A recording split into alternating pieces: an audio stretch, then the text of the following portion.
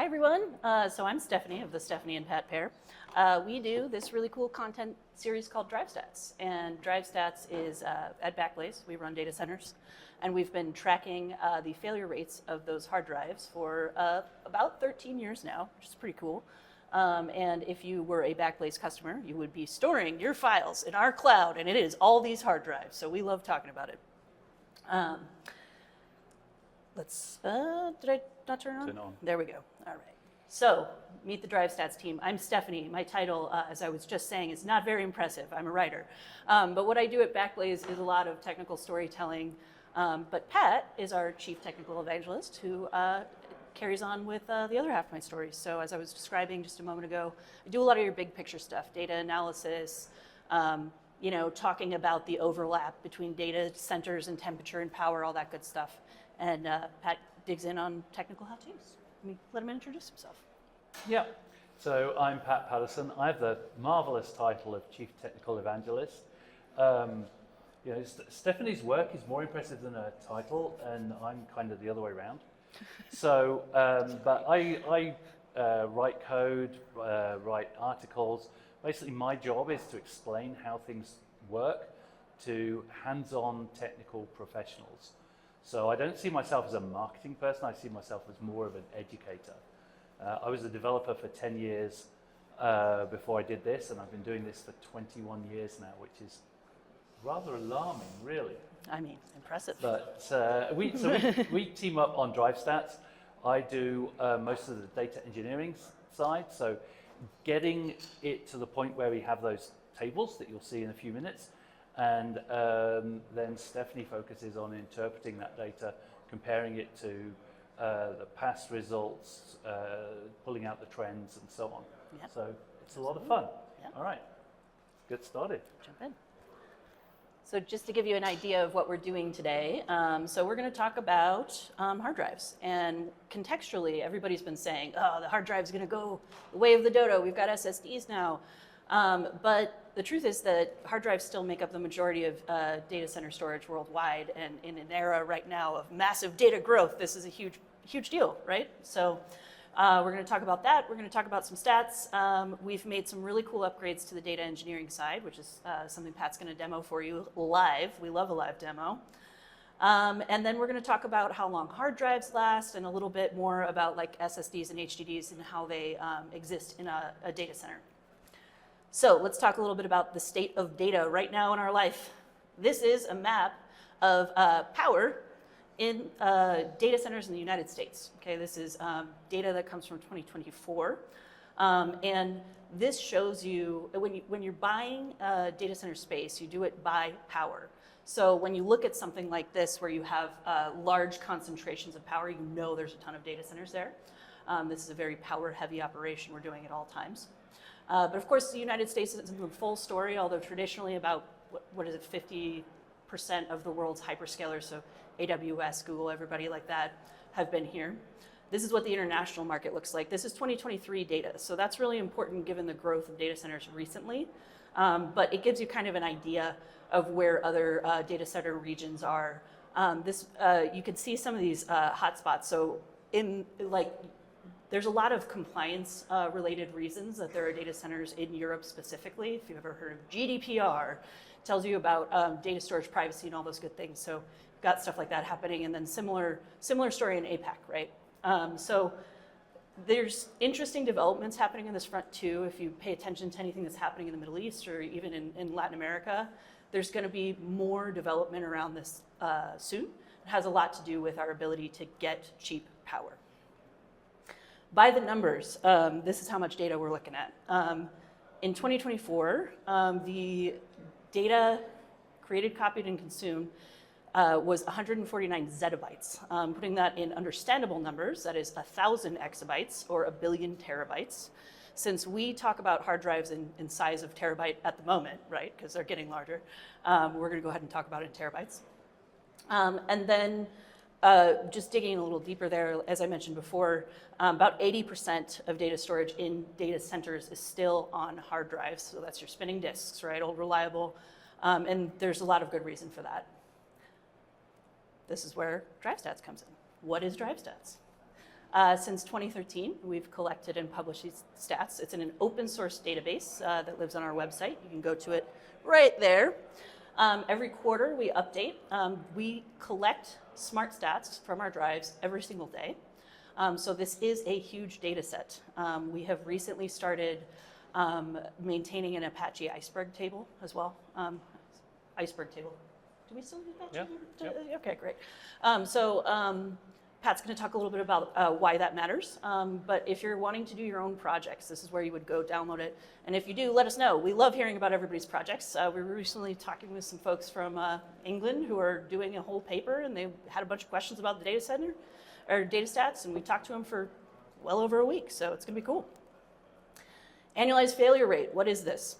We take total number of drive failures, divide that by your drive days, so that is every single day that has existed in this quarter, and then multiply that by 365 and by 100. That last 100 there is your percentage marker, but the 365 is important because what it does is it says this failure, if a failure were to happen per day, this is what it would look like, right? So instead of being just within this 3-month period, it normalizes your number per the year.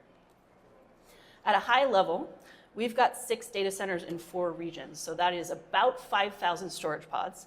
Storage pods are what we call our servers. Within each stored pod, you've got 20 drives per pod. 60. Oh, I'm sorry, 60. Looking at my own slides here, guys, sorry. So 60 drives per pod.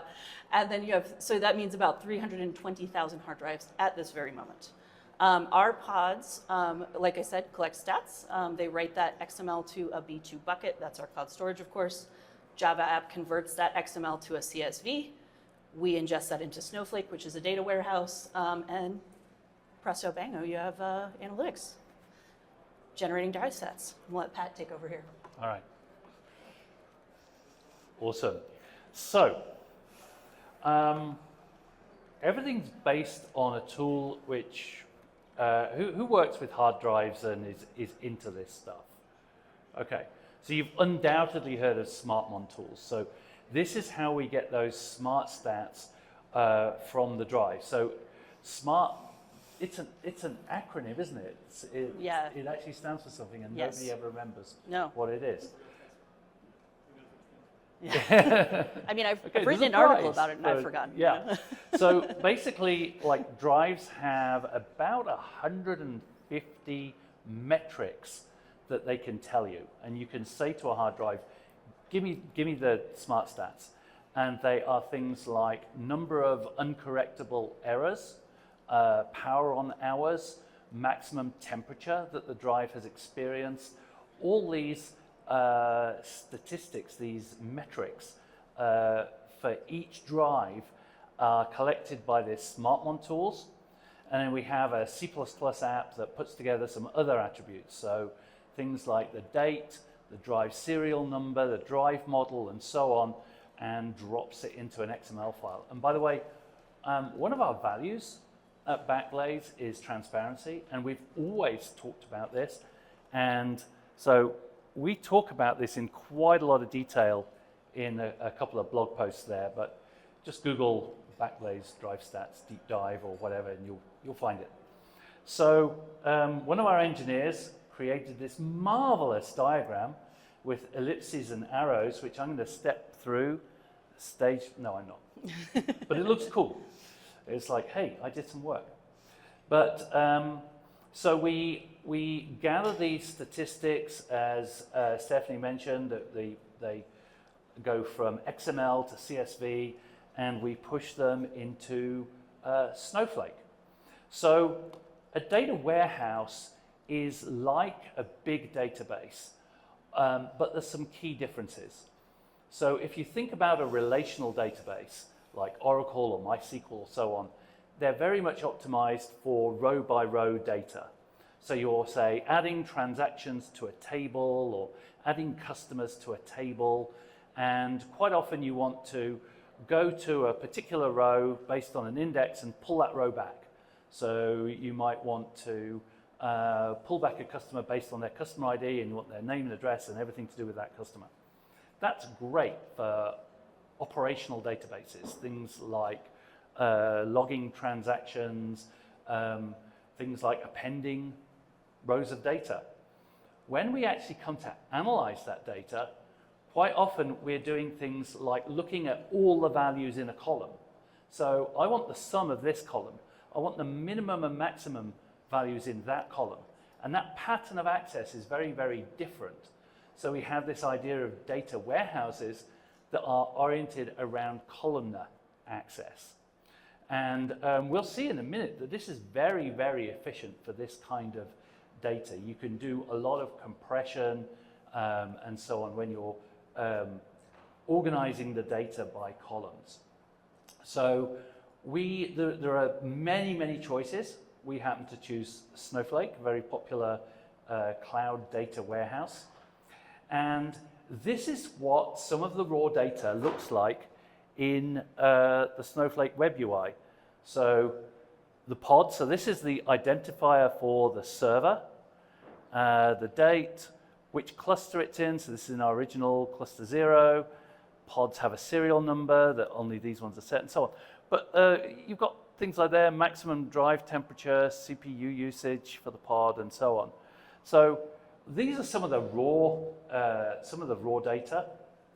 And when we build the Drive Stats data set, we combine all of this together. This is what Snowflake's doing for us when we say we want Drive Stats. So Drive Stats is a table where each row is drive serial number, drive model, date, all those smart stats, and crucially, whether the drive failed that day.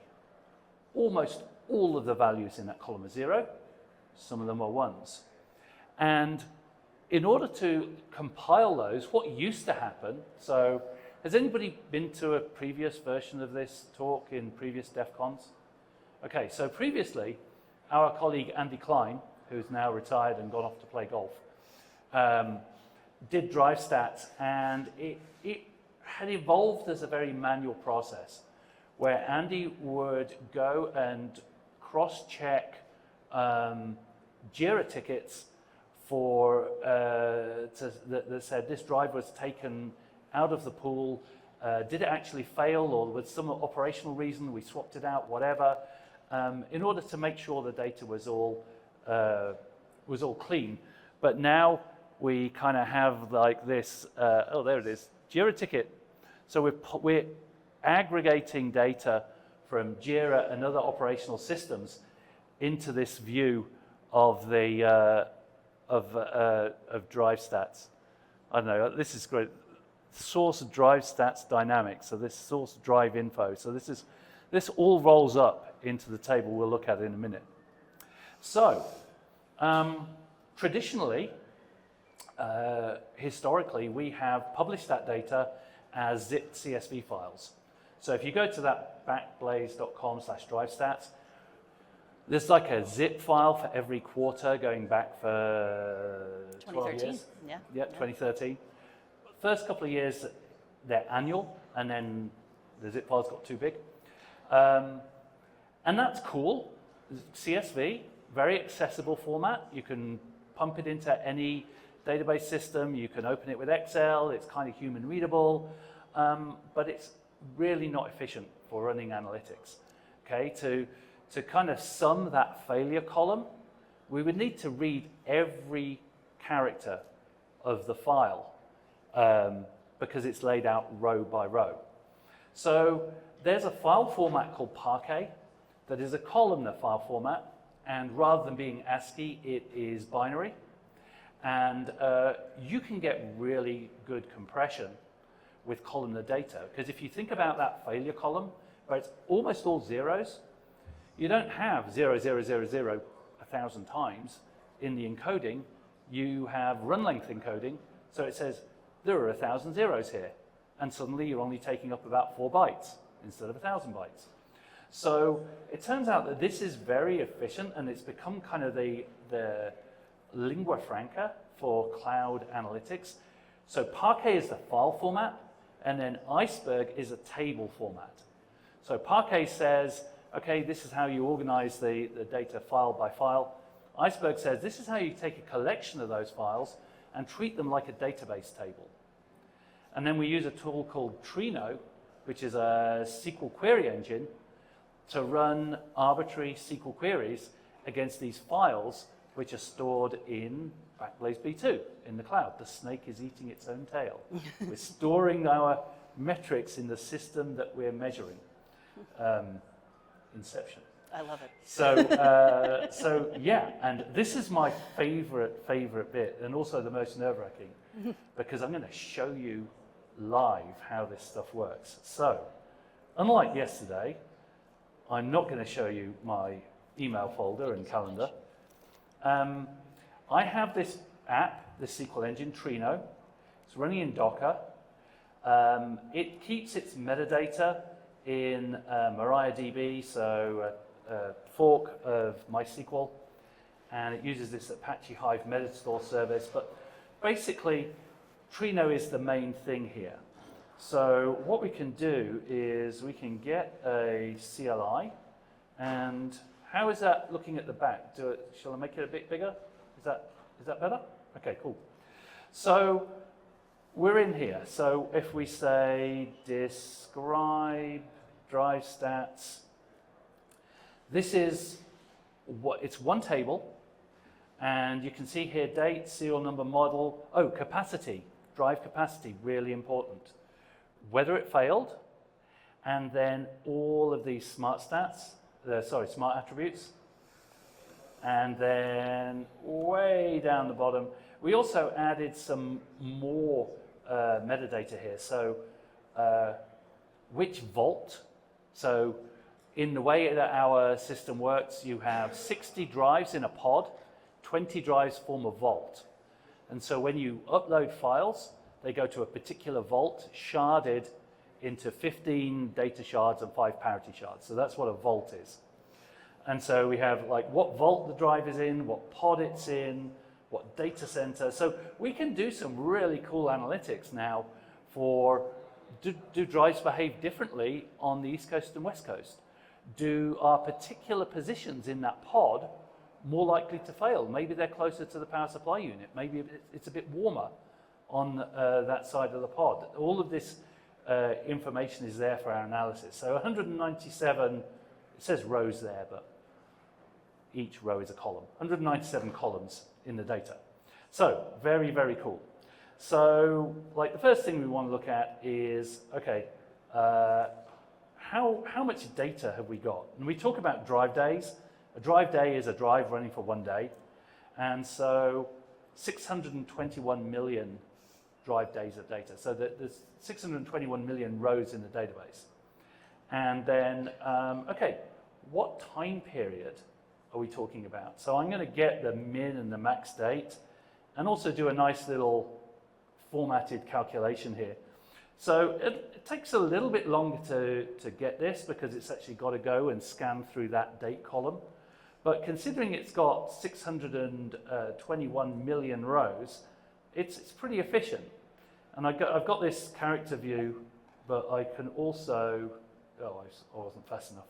There's a GUI that you can like see this in as well.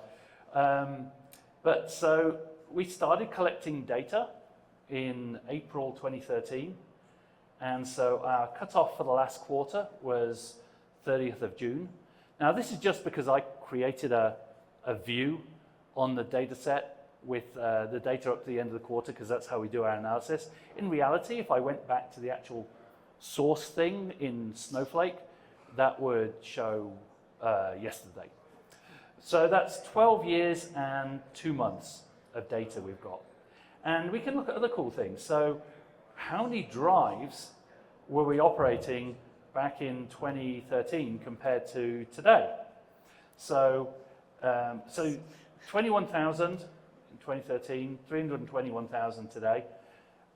Pretty impressive that it got that in 1 second. So Trino has been and navigated multiple Parquet files to collate those counts. So that's a 15-fold increase, but drives have gotten bigger. So if we look at how many petabytes of storage we were managing then and now, 54 petabytes back in 2013, and what's that? It's close to 100 times as much now. And so, looking, I don't know if there's any data SQL nerds here. It's so easy, like select date, sum of capacity bytes, so like just the capacity of each of those drives over 10 to the 15 on those particular dates. So again, it's summing that column, it's pulling back that data incredibly quickly. It took less than a second to do those two sums. And so I know what you're all thinking. You're thinking, wow, Pat, what's the compound annual growth rate from when you started until now? What's the average growth per year? So that's 45%. So think about that.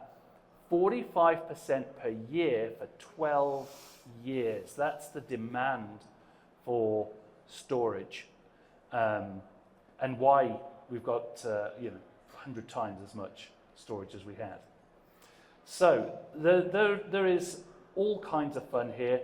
Like we have queries here that pull out bits of the model number to give you a nice human readable manufacture and all kinds of that. I'm not going to go into too much more detail, but it's kind of fun to do some ad hoc querying on this size of a database, on this data set.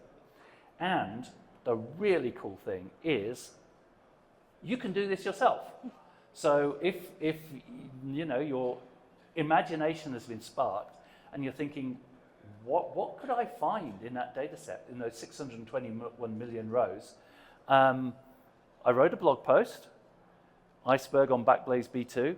So this has read-only credentials to access those files in Backblaze B2. And I give instructions for Snowflake, Trino, and DuckDB, but pretty much any analytical tool that's able to read Iceberg, you should be able to make it work, just adapting the same instructions. If you run into any issues, email me, pat@backblaze.com, and I would be very happy to help you get it working on another platform. So, it's back to Steph for the analysis. Jumping in. There's also a video, so if you're a person who doesn't love reading articles, we've got you covered. Pat is a great presenter, as you can see, very easy. So once we've gotten through all that, data restructuring, our biggest concern was really just making sure that it matched up with what we were doing before, right? Especially when you've got a lot of manual data cleanup, like hats off to Andy. Before we moved to Jira, by the way, we were on a different data center work ticket. So he was actually not even able to query those data centers. This man was looking at thousands and thousands of data center work tickets to make sure that a failure was not an actual failure and not a loose cable, right? So we were actually super impressed once we generated your first table here to see how consistent the numbers are. So when you're thinking about the quality of the data set, no, Andy did a great job, honestly. So let's talk data. The quarterly data, we've got Q1 and Q2 to look at here. And the reason is really simple. I think I'm not going to go through this table line by line. But I know, right? Everybody loves a line by line. But you'll see quarter one, we had 1.42% as our quarterly failure rate. And then if you pop over to Q2, this report just dropped on the 5th. It's 1.36%, right? So you can really see a pretty big jump quarter to quarter. And the reason for that is that some drives just act really different quarter to quarter. We're not really sure why. But you can see here, you've got the Seagate model here with a 9.47% failure rate, right? But if you pop over to the next quarter, that same drive only has a 4.74% failure rate. And you'll see that much variation because, especially when you're thinking about the way drives enter and exit the drive pool, you've got fewer models, and that really telescopes a single failure into looking like a higher percentage. So it's always worth looking at different columns of these quarterly analyses to see what happens. And of course, I go in depth on everything in those reports, and you can check them out. But the long and the short of it is, over time, what we've realized is that when you're tracking drive failures, there are some things that create broad brush patterns, right? Gets older, end of its lifespan, it's going to have more failures. But even when you're looking within like a manufacturer to manufacturer comparison, you don't have a lot of, Western Digital is the best or the worst. Like, it's really model dependent. So when you're looking at buying storage for yourself, this can be really helpful, both when you're looking within your 12 terabyte or drive cohort size, manufacturer, whatever. But remember always that in a data center, we use drives way differently than a consumer does, right? So you might get a totally different life cycle out of it because we are running them as hard as they possibly can every day until they die. So lifetime data. As you can see, quarterly data changes pretty significantly. So the lifetime data always gives us a really cool view, partially because we have a little bit different exclusions. You can see that here. We have more drives before we can throw them up in this table. But you also see some really interesting things. So this is a view of all the drives that are existent in our current drive pool that right now have been going, right? So when you look at this drive count, that says this model has this many drives right now, and this is the average age in months. So you can tell from that drive is a little over 5 years old. And you'll see some really interesting things with this because I just said as a drive gets to the end of its lifespan, it's more likely to fail. But these two at the top here, you've got 82.7 months, so over 7 years. Same thing here, 80.2. Those are incredibly low failure rates, lower than the average, right? So what does that mean? And that brings us to some fun analyses we did today, talking about the bathtub curve. And Pat will give you a little more when we dive in by cohort. And just, make it pretty. Thank you, creative team. This is lovely. This is your snapshot. But it gives you an idea of what drives we have by percentage by manufacturer. And then when you get in, before we go over to Pat, I just wanted to give you an idea of how different this can be when you're talking about per manufacturer in the drive, right? So you've got this guy is your blue line here, right? Q3 2024, we're seeing high failure rates, but why, Same thing, Seagate, great over time, really low over here, Toshiba, and then Western Digital. And then if you look on the next slide, you see a really similar story to what we saw in the quarterly data, right? So these can jump pretty significantly, and it has a lot to do with drive count. And also our buying behavior. When you're buying for an enterprise drive company, it's very different, right? You're going to be buying tens of thousands of drives at a time, maybe hundreds of thousands of drives at a time. So always good to look at what the population of the drive is before you over-index on those percentages. We bop it over to Pat, talk about how long drives that last, or hard drives last, excuse me. All right, thank you. So this is like a classic diagram for reliability engineers, the bathtub curve. And there's this idea that, when we're working with many, many different kinds of components, equipment, anything kind of manufactured, you see this kind of pattern where if you look at the red dotted line, you have manufacturing defects that cause equipment to fail rapidly after it's been deployed. So you think of like when you get a new car and it turns out to be a lemon and you end up taking it back in the first week because it's making a clunking noise.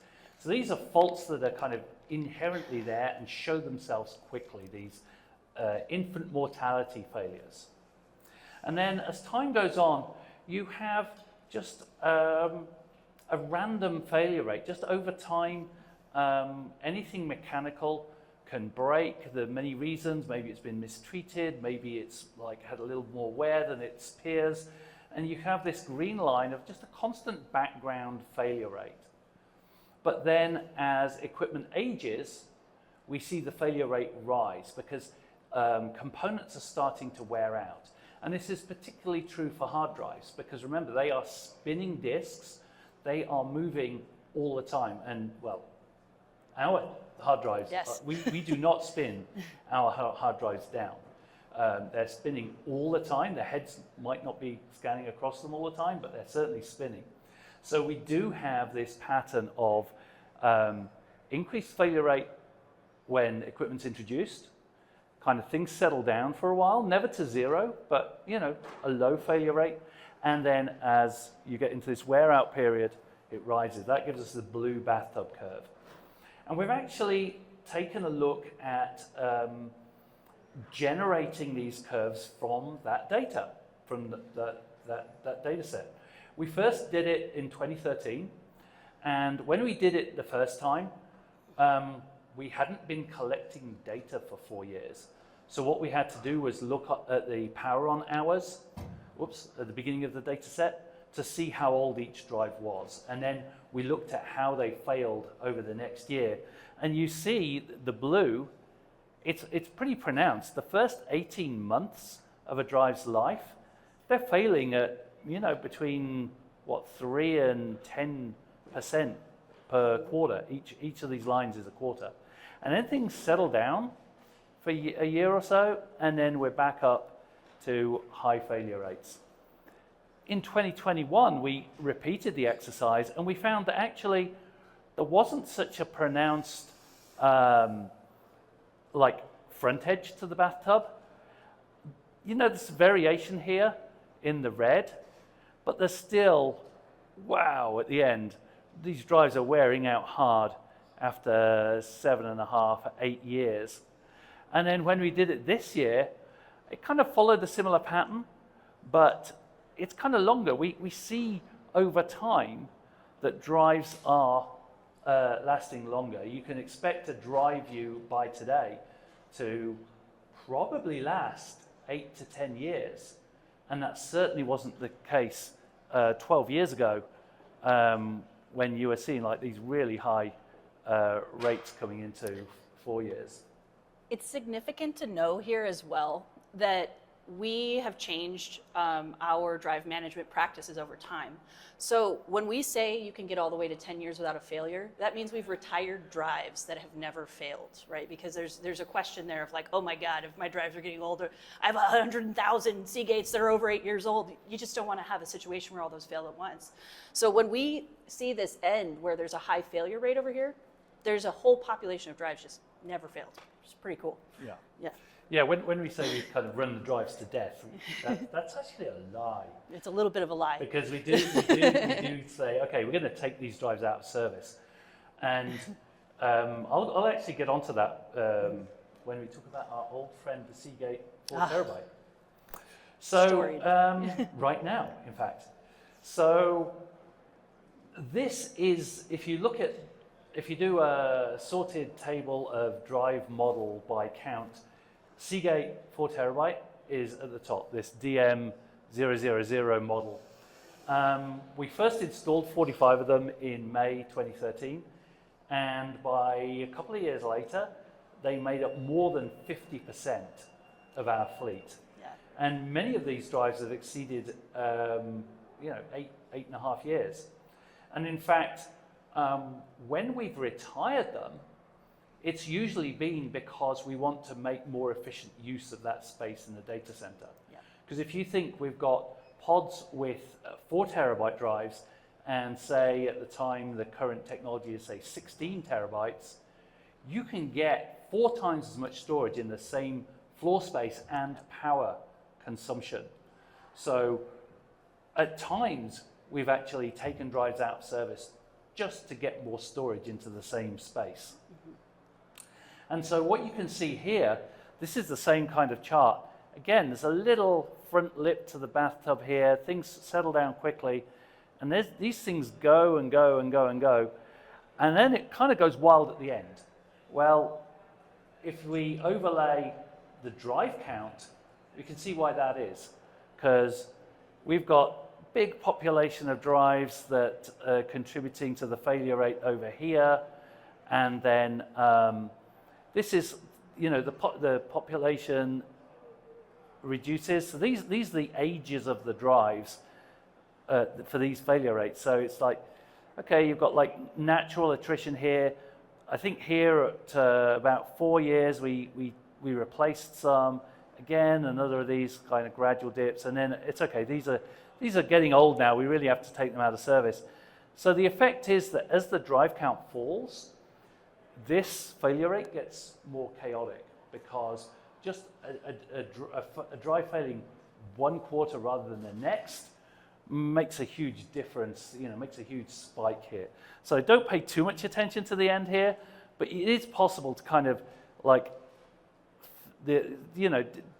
derive some kind of trend here, an upward trend to the far end of the bathtub.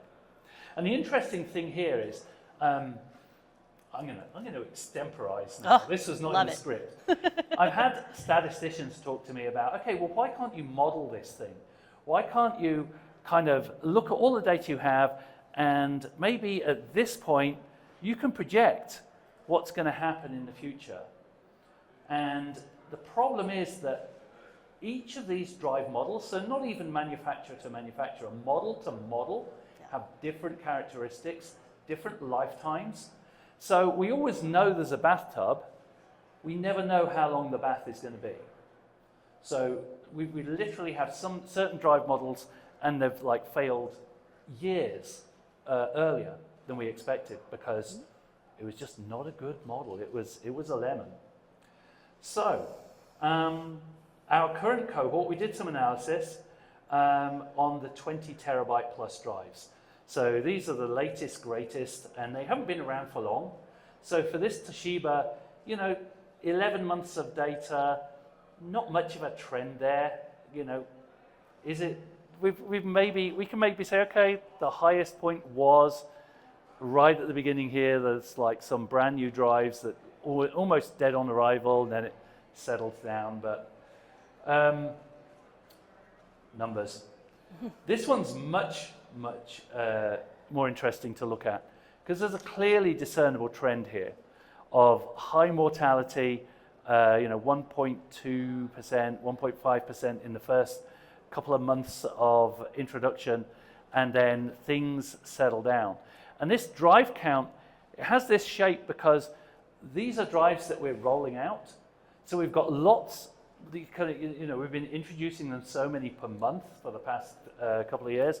So we've got lots that have lasted at least 0 months, and then a few less that have lasted at least 1 month, blah, blah, blah, blah, blah.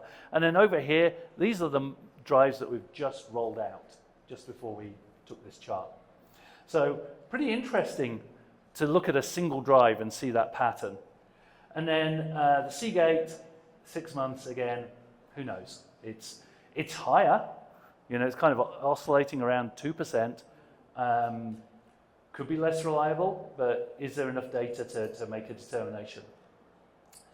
And so we can put them all together and see, okay, the Western Digital has a lovely pattern there, and really we want more data on these to see how they're going to shape up. And putting them together as a pool, that Western Digital dominates just because of the amount of data we have compared to the other ones.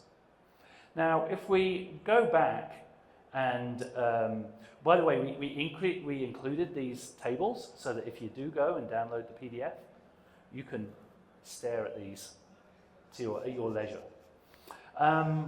If we go back and look at the previous generation of 14 to 16 terabyte drives, we kind of see a similar pattern, but different. There's, again, high infant mortality, but it settles down very quickly into this kind of 0.75% range. So we've got very predictable attrition in our drive population for this initial couple of years. So we snapshotted that just so that we're comparing apples to apples. But then, of course, these drives are much older, so we actually have way more data. So again, we can see very stable here, and then just creeping up, getting closer to 2. And then as the drive count falls, just these are not statistically significant, but it's cool to look at. Okay, so what are we calling out here? These are the current failure rates for these drives. So as a group, about 1%, which is pretty good. And these orange ones, over 4 years old. So Seagate, not so good.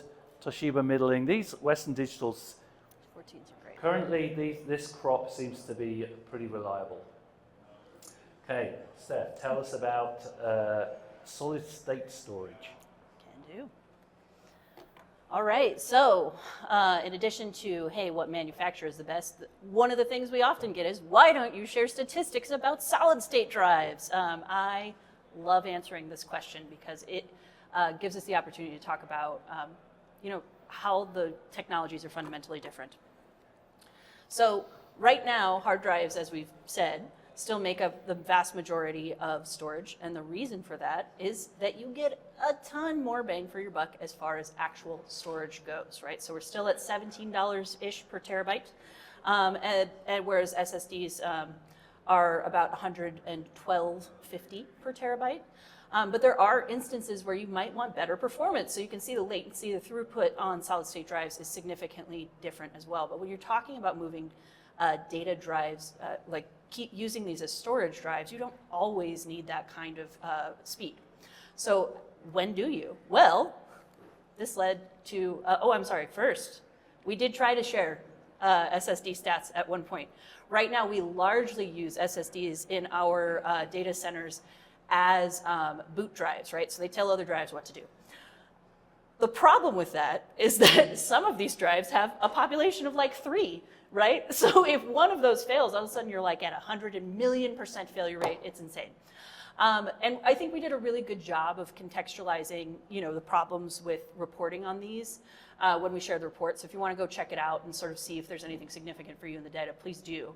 But when it comes to comparing apples to apples with what the drive stats population does, it's not the same, right?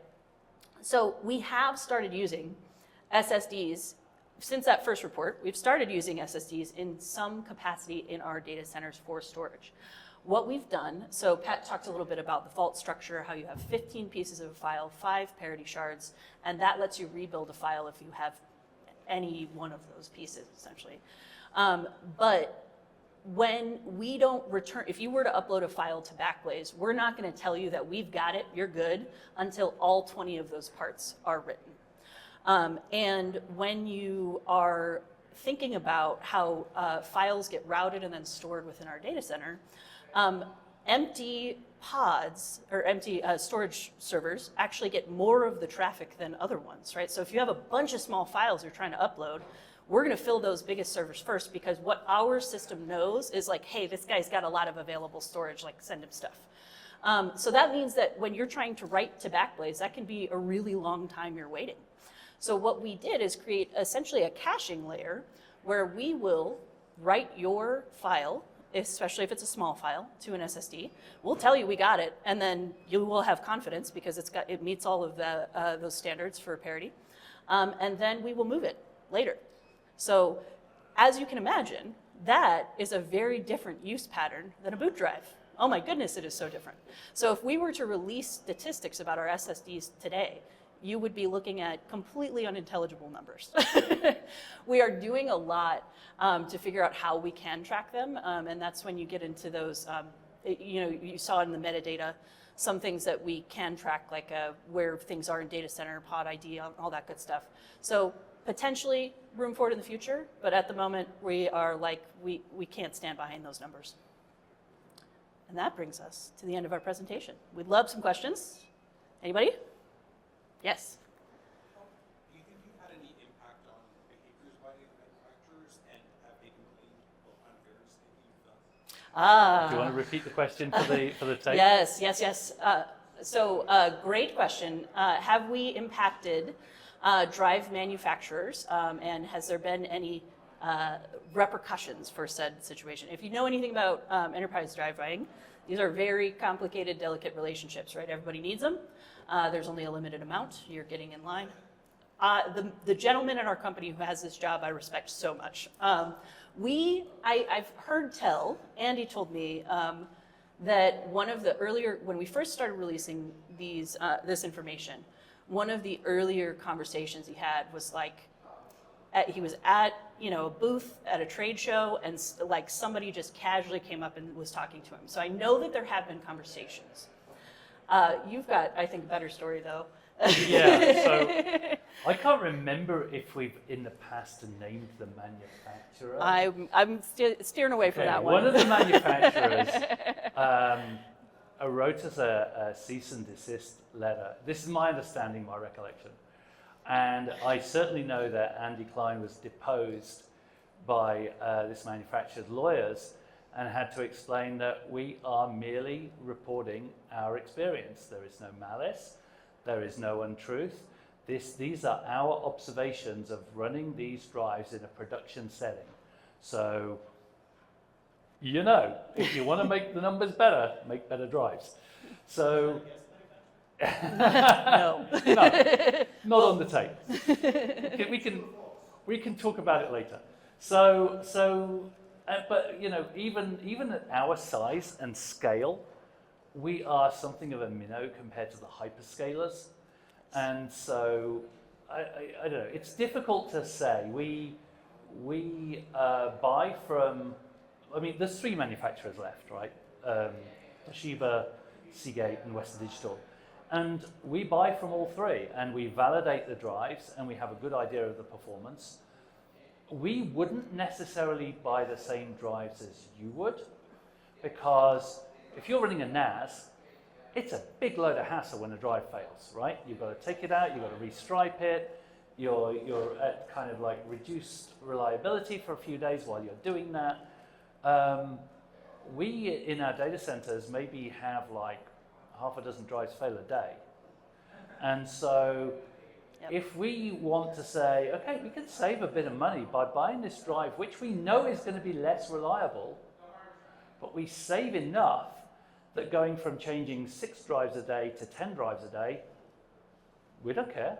Mm-hmm. And we're getting a good deal on that storage. So, it's interesting when you look at the interplay between manufacturers and consumers and providers.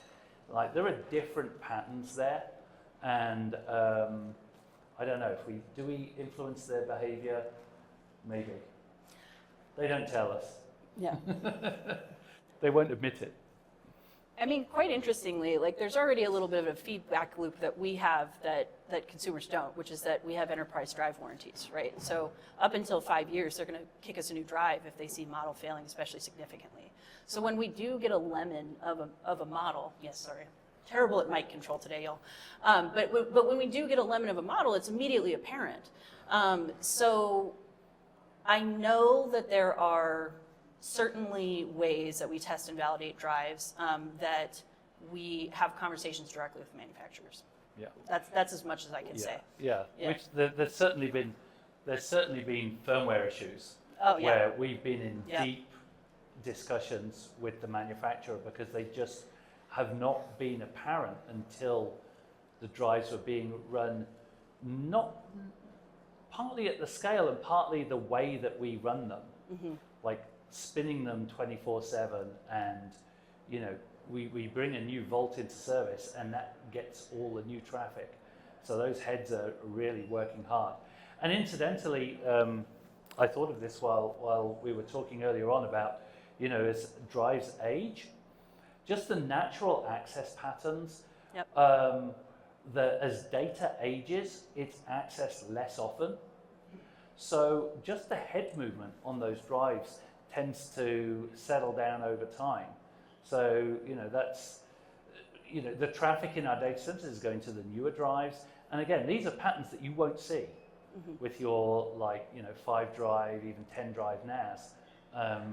Because we've got tens of thousands of drives, we're steering the traffic around, and then we have all of these, say, 12 terabyte drives that are still spinning, data's still available at 100 milliseconds latency, but it's just not being accessed that often, so the drives have kind of got an easy life. I'm going to add, to add one more thing there. So I was talking about validating drives, and what's interesting is that we talked about storage density and all these good things, right? You can be limited by different types of things that you can't actually see in testing, right? So the Pat reference firmware, the order in which a drive decides to execute operations it has, read, write, delete, that is not apparent until you hit production. So you can be testing this drive and be like, oh, I don't love its performance, I don't love this about it, and then it gets in production and it's a rock star because it chooses to, its firmware tells it to do that differently than a comparable drive, same size, same manufacturer. It's just what it is. More questions? Command queue management. Command queue management, very exciting. I love my job. Go ahead. So just a quick one, I know you Yep. said you track different stats. Yes. Obviously, like temperature, but we also check whether vertical or horizontal orientation impacts lifetime. And also, like, obviously when it ages out, we also track to see if somebody suddenly does a restore, it actually takes out your tools. Takes. That basically impacts the tools and causes failures. Okay, so the question up here is, have we ever done an analysis to see if the drive's vertical or horizontal position within a server impacts its lifetime? And then separately, if we have an older drive, if running a restore from that drive will impact its lifetime or restore. I don't know that we have done the second question that you asked. I don't even know, I mean, can you think of what fields we'd use to even run an analysis like that? So in reality, the orientation is set by the need to have them in whatever it is, 5U boxes slotted into a rack. So the short answer is no, because we haven't had we just don't run them horizontal. And then the second one, so you're asking about running a restore. You see, in our data centers, everything is so spread out that so when you restore a data set, you're restoring it from 15 drives out of we call it a tome of 20 that it's been sharded across. So we're not, and for a particular customer, as they're kind of restoring different files, it can be like ping, ping, ping, ping, ping around the data center. Yep. So everything's kind of smeared out for us. So we don't see those effects. To some extent, yes, because we'll bring a new vault online and it's empty, so it'll get a lot of traffic. So there is an effect that a particular vault will have a particular vintage of data, but again, it's kind of smeared out a little bit because files get deleted, the space gets reused, and it's kind of it's almost like a sedimenting over time. Yep. That you get to the point where you have vaults that kind of they've just got like people, customers' archives and all that data that has to be kept around for 7 years and then deleted on the very next day when it ages out of having to keep it for compliance and all of that stuff. So One thing to add there, we actually can run analyses by server location. We haven't, but I know in the past we've been able to see like basically hotspots in our data centers and then alert our DC techs. That's something we can absolutely do. And we fixed them, right? And we do. There is some. But there was the really hot summer 2 summers ago, right?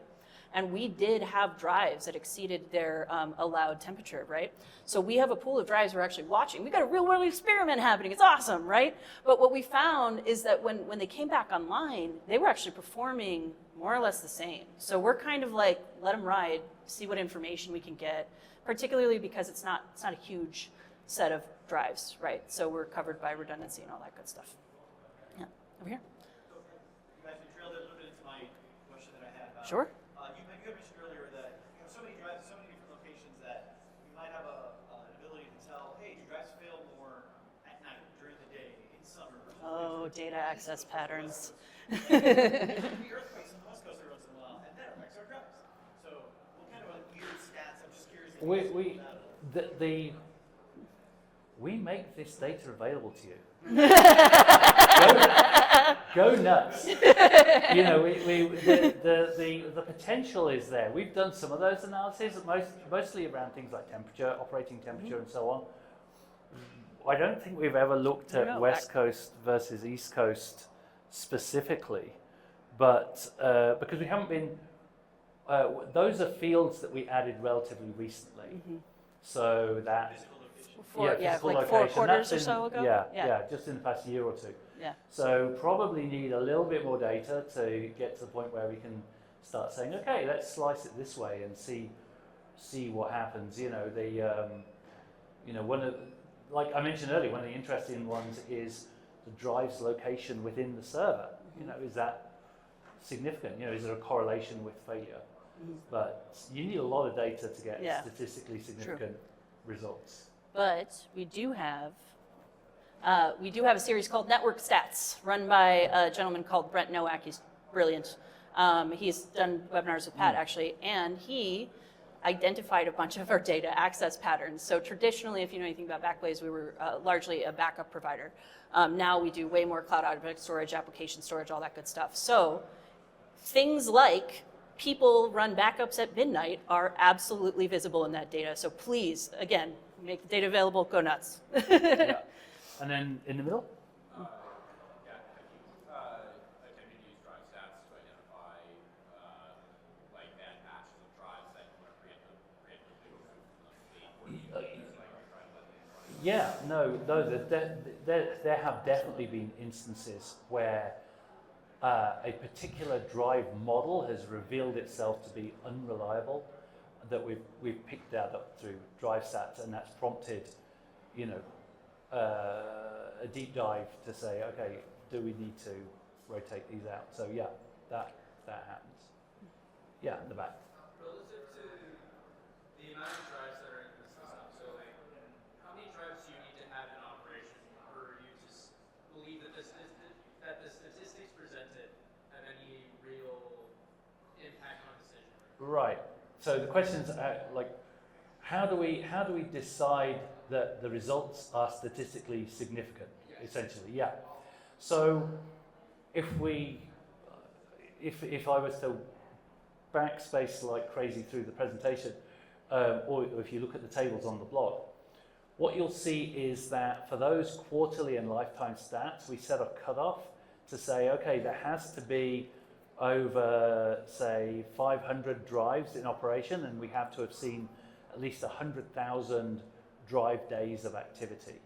So there are more statistics that we kind of cut from those tables because, you know, there aren't enough drives for those figures to be, you know, reliable, to be statistically significant, to draw conclusions. So yes.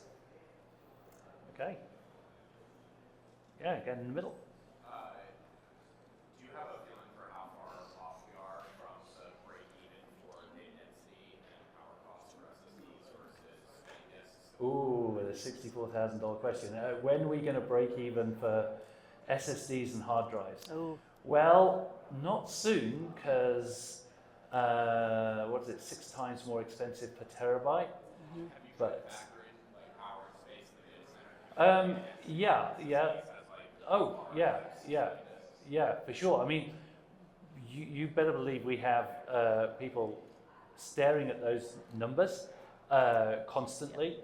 But right now, it makes sense to us to deploy SSDs kind of strategically, like with Shard Stash, where they can make a big difference in those small files where just the F-sync operation, you know, like pushing the data down to the media with small files is a huge part of the time, like the turnaround time. Mm-hmm. And so what we're able to do there is say, okay, well, let's use SSDs for those because it's going to make a big difference for applications that, for whatever reason, use small files. Rolling, I think what you'll see, and this is me just speaking, you know, off the cuff, is you'll see us using SSDs more, but in a kind of like a phased strategic way.